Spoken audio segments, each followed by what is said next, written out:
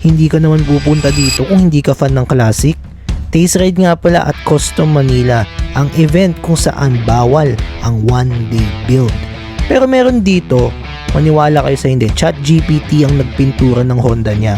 Pero bago yan, tignan muna natin ang nag-first place sa event na ito. Hindi kayo makakapaniwala kung anong motor ito. Panoorin nyo sa video.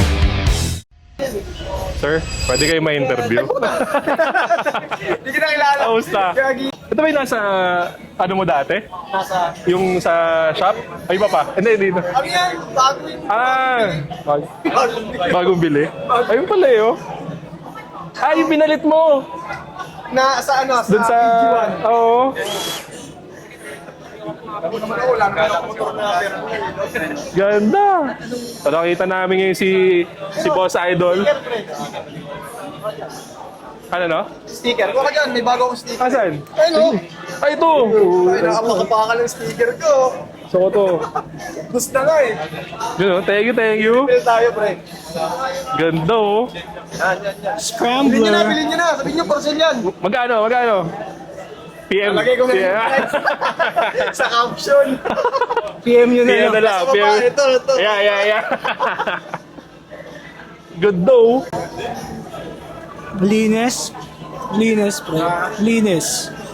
Nilinit. Pakitang tao eh, no? So out of all the motorcycles here, may mga kalaman tong BMW, Classic Honda, Harley Davidson. Ito ang nag-first place. And yes, you heard it right. It's a Cafe 400 by Motorstar. So, ang kanyang look ay may pagka-brat, scrambler, pero yung handlebar niya is parang yung sobrang narrow, para siyang yung Japanese concept. So, as of doing this video, hindi ko sure kung seryoso na binibenta ito ni Seiko, pero you can send him a message sa kanyang Facebook page, Shift, Cycle, and Grind. Ang daling hanapin yun sa Facebook. Napakalupit na ito guys sa personal. So, yun, kung interested kayo, mag-inquire na kayo.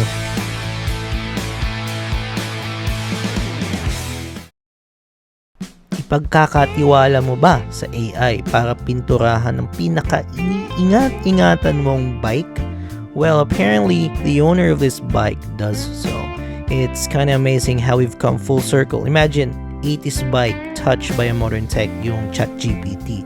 But before hearing the great story behind this bike, let's enjoy a quick b-roll of this legendary American sports car that beat Ferrari in the 60s, the Ford Shelby.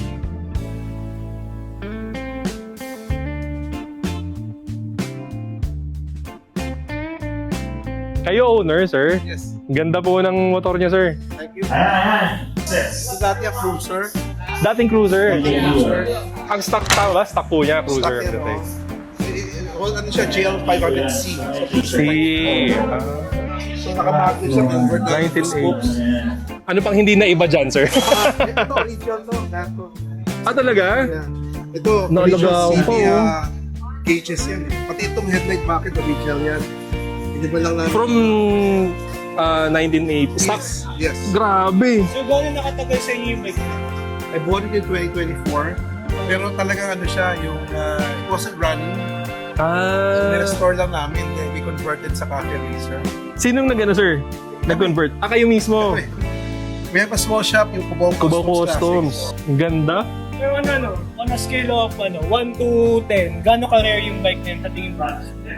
Sa Philippines, I haven't seen this type of bike, yung GL500. Kasi ano siya it's more popular in the US.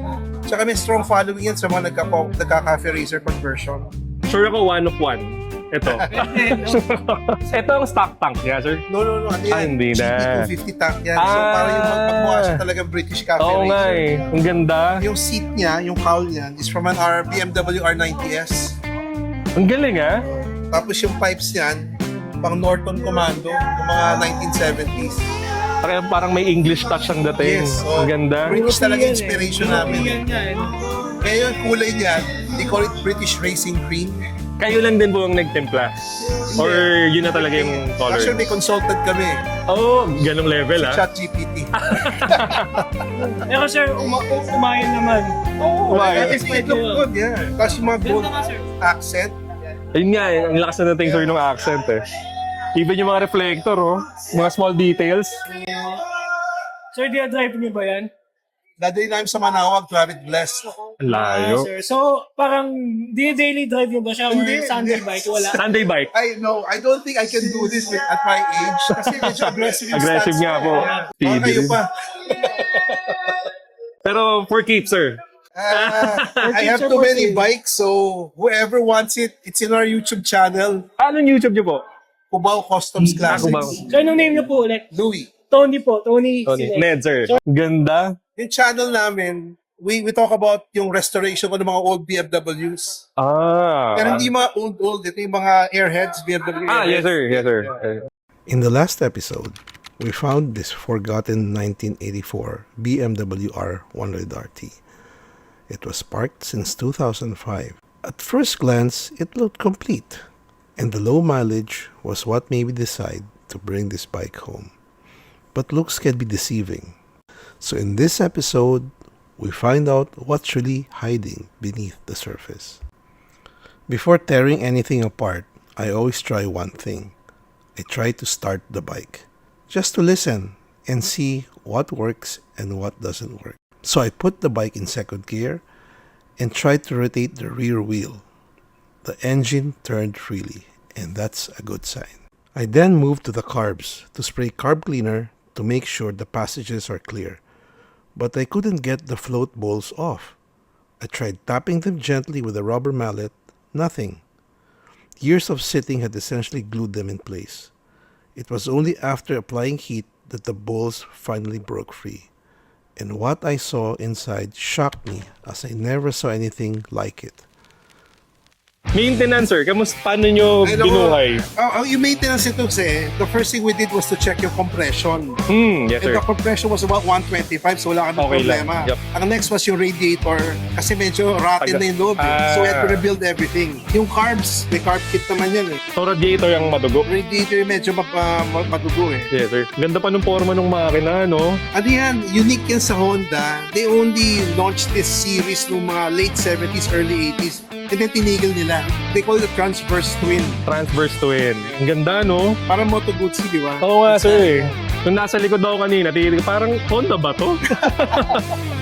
Hindi naman kailangan mag-convert from sa Mahirap sa eh, rims. kasi nga ano eh, yung stance niya, medyo ganon. So we have oo to nga put ba? it like that. So one of the things we did, yung mga tires niya, yung rims niya 17. Yes, sir. Dati 1916 yan eh. Ang fake 17 pareho. 17 na pareho yan. And then of course yung magnets, convert namin to spokes. Oo nga, sir. So yung original hubs yan, kasi shaft drive eh. Ah! So mahirap kumuha ng hub. Oo nga, no? Hanggang ngayon, naka-shop. Ang galing. Elite yan gagawin eh. Yung ano, yung alin. Dito na lang ako kasi kung accepting sila ng customer. Oh. So sabi ni sir, baka hobby lang. Not yet, Ganun, not yet. not yet. My wife doesn't agree. Iba talaga pag ano sir, may commander eh, no? May approval tayong ano eh, kailangan. Check out my YouTube channel sa restoration ng dalawang BMW ko. Sige sir, lalagay namin yan sa link. Ang ganda eh, no? May masarap titigan lang, tapos magkakape ka. Okay na yun, di ba? Hindi mo naman sasakyan, pero masaya ka na. Start mo lang sa umaga. Ayun lang, oo. Even yung original Brembo sir yung nakabit. Ano yan? Dagdag na lang namin yan to enhance yung braking. I mean, original. No, ano siya, naka-clip bars yung original. Ano ito sir? So ito naka-clip on na yan eh. Ayun nga, clip-on. Naka-clip on na siya. So binabaan namin yung shocks kasi kung di masyado mataas eh. Oo nga. Clip on, so shock. Pero yung shocks ito, stock. Stock yan. Ano sabi mo, pre? Akin na lang. It's a small details eh. Pati yung Honda ko medyo horizontal na gano'n. But since cafe racer, Ang galing ah. Oo nga, no? Parang aggressive din. Buti sir, hindi kayo nahirapan sa mga parts, yung mga side, tawag dito, signal lights. at saka ka lang sa Shopee. Talaga? The trial and error.